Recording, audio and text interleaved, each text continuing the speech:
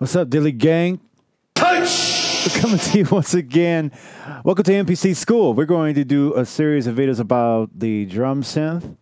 And in this video, we're just going to do an overview, and then we're going to go over every individual sound in separate videos, and just really try to demystify and really go under the hood and see what this thing does and go step by step. So I got the MPC right here, and we're just going to do an overview. We're just going to do an overview and break down each part and break it all down. So the first thing we want to do is look at that. We see that we have these tabs here. This appears on the screen. I mean, we're diving right into this.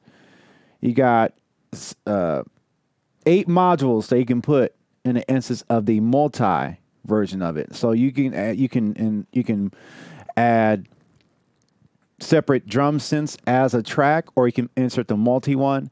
There is limitations that you can do on the hardware, but I think on the computer you can do it more. Never pushed it that far, so just be mindful of that.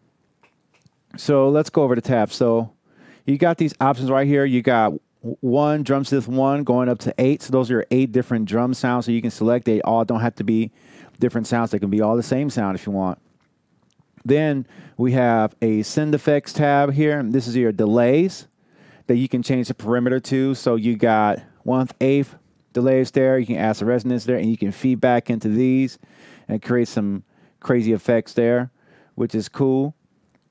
You got a diffuser, right? And that's sort of like a delay sound as well. And then you have reverbs, and you got different types of reverbs. You can do a hall, stadium, room, abstract. You can change your decay time right there, and this sort of gives you a picture right there. You can also add filters to your reverbs.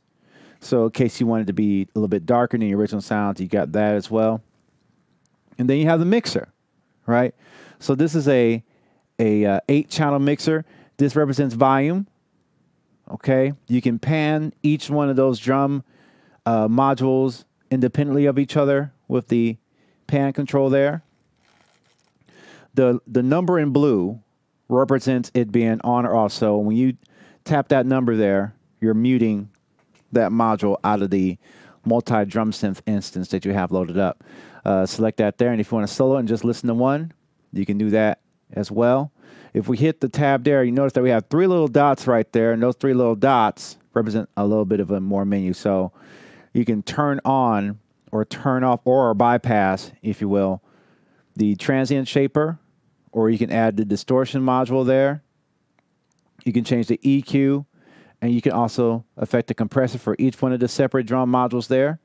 And then also these are where you can send to the effects bus your diffuser sounds, your reverb sounds, and your delay sounds as well. So those are your mixer tabs right there. Send effects right here.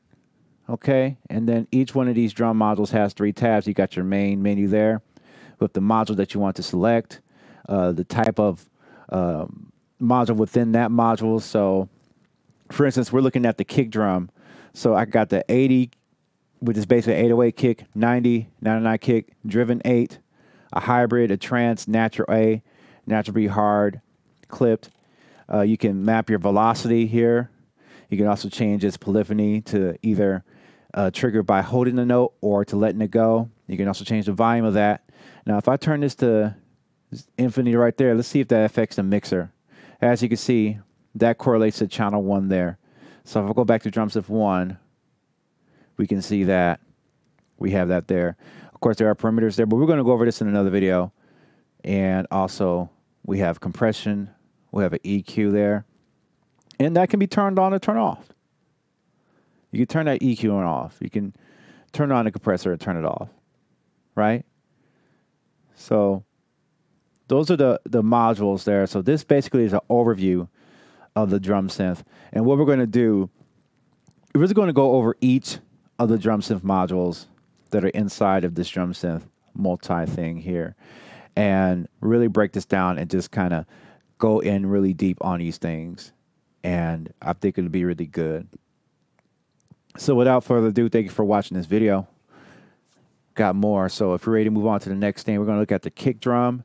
and we're going to look at the features and just look at it objectively and see what we can do with it, see how far it goes, see what the limitations are. All right? See you on the next video.